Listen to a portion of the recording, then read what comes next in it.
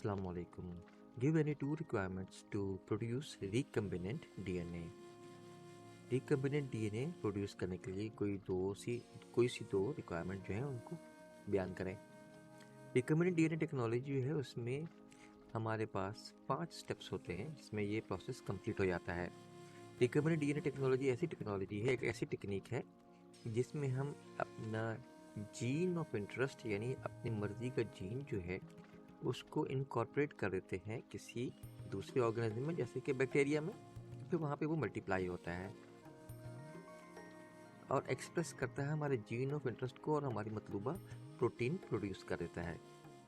Recombinant DNA technology. In this technique, a series of procedures involve to join DNA segments taken from different sources.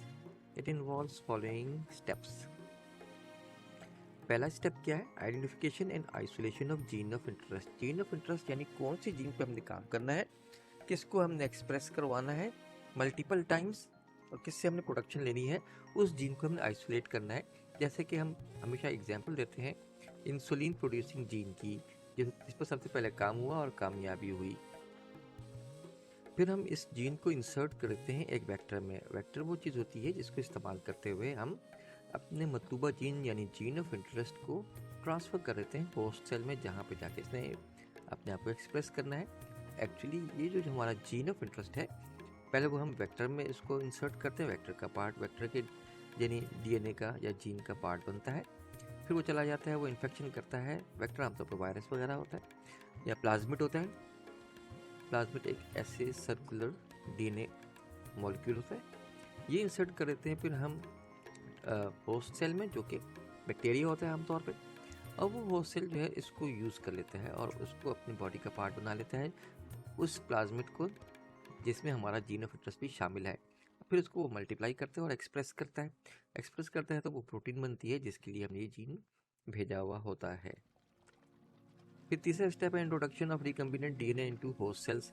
ठीक है, host cell में हम ये जो recombinant DNA है, यानी अब हमारा जीन ऑफ इंटरेस्ट जब इस वेक्टर के जीन के या जीनोम के साथ मिल जाएगा तो अब उसको हम कहेंगे रिकम्बिनेंट डीएनए. यानी एक नया कम्बिनेशन बन गया है डीएनए का, जो कि प्लाज्मिड की शक्ल में है या वायरस के जीनोम की शक्ल में है.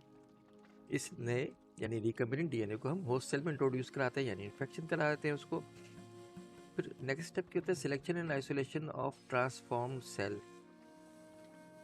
अब जैसे कि ये बैक्टीरिया की बहुत सी कॉलोनी है या एक कॉलोनी में बहुत सी बैक्टीरिया है, हमने वायरस भेजा जिसमें रिकम्बिनेंट डीएनए मौजूद थे. उसने बहुत से सेल्स को इन्फेक्ट कर दिया यानी बैक्टीरिया को इन्फेक्ट कर दिया, मगर किसके अंदर ये इन्फेक्शन यानी रिकम्बिनेंट डीएनए गया तो किस में नहीं गया हमें नहीं पता. तो हमें उसको सेलेक्ट करना है और फिर आइसोलेट करना है और उन सेल्स को बैक्टीरिया के जो कि ट्रांसफॉर्म्ड हो चुके हैं, जिनमें रिकम्बिनेंट डीएनए आ चुका है या हमारा जीन ऑफ इंटरेस्ट वाला रिकम्बिनेंट डीएनए आ चुका है, मौजूद है. और फिर आखिरी स्टेप ये होता है कि एक्सप्रेसिंग ऑफ रिकम्बिनेंट जीन यानी प्रोटीन सिंथेसिस.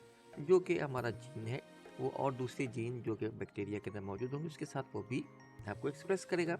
और एक्सप्रेस करने का मतलब ये कि वो प्रोटीन बनाएगा. वो प्रोटीन ही हमारा आउटकम है जिसके लिए हमने ये सारा प्रोसेस किया हुआ है. अब क्वेश्चन में दिया हुआ है कि रिकम्बिनेंट डीएनए जो है ना उसकी रिक्वायरमेंट्स क्या हैं.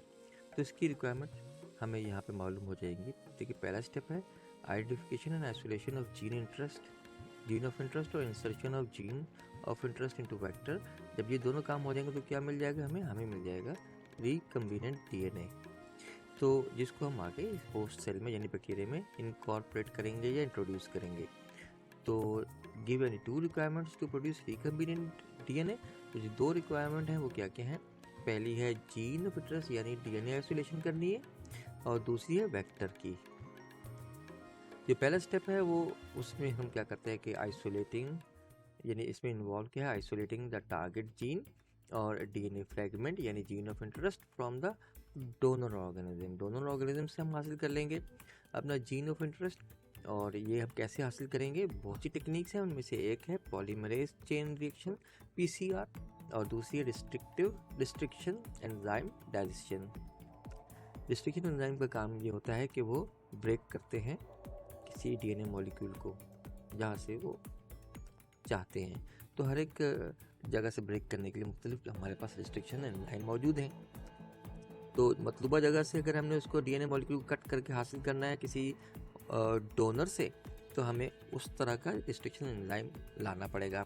अब मौजूदा दुनिया में हम वो यूज़ करते हैं और वो कट करके हमें दे देता है डीएनए, और वो हमारा जीन ऑफ इंटरेस्ट हमारे पास आ जाता है। तो ये जो आइसोलेशन है डीएनए फ्रेगमेंट की, इसमें हम क्या करते हैं, या तो पॉलीमरेज चेन रिएक्शन यूज़ करते हैं या रिस्ट्रिक्शन एंजाइम डाइजेशन यूज़ करते हैं। उसके बाद हम इस आइसोलेटेड डीएनए फ्रेगमेंट को इनकॉर्पोरेट कर देते हैं, इंट्रोड्यूस कर देते हैं इनटू द होस्ट ऑर्गेनिज्म, जहाँ पे हमने इसको एक्सप्रेस करवाना है, यानी प्रोटीन सिंथेसिस करवानी है। अच्छा, जब ये होता है, ये कि हम जब हासिल कर लेते हैं जीन ऑफ इंटरेस्ट, तो दूसरी चीज़ हमारी रिक्वायरमेंट क्या है, रिकम्बिनेंट डीएनए बनाने के लिए हमें वेक्टर में इनकॉर्पोरेट करना पड़ेगा। वेक्टर हमें पता है क्या है, एक तो प्लाज्मिड है या वायरस का जो है जीनोम हम यूज़ करते हैं। तो vector is a carrier molecule, ये कैरी कर सकता है हमारे जीन ऑफ इंटरेस्ट को, ऑफन अ प्लाज्मिड और a viral vector which is use to transport the isolated DNA fragment या gene of interest into the host organism. तो ये वेक्टर ही है जो हमारे जीन ऑफ इंटरेस्ट को होस्ट ऑर्गेनिज्म में ले जाता है। जब हम वेक्टर के मॉलिक्यूल के साथ, वेक्टर यानी प्लाज्मिड होगा या वायरल वेक्टर होगा, यानी प्लाज्मिड जो डीएनए मॉलिक्यूलर इस तरह सर्कुलर सा, या वायरस का जो जीनोम है, उसमें जब हम अपना जीन ऑफ इंटरेस्ट इनकॉर्पोरेट करते हैं, तो अब वो कहलाता है रिकम्बिनेंट डीएनए। और ये रिकम्बिनेंट डीएनए जो है वो वेक्टर इनकॉर्पोरेट कर देता है होस्ट सेल में। वेक्टर्स जो है मॉडिफाई हो जाते हैं to carry the foreign DNA, यानी रिकम्बिनेंट डीएनए बन जाते हैं, and may also contain selectable markers.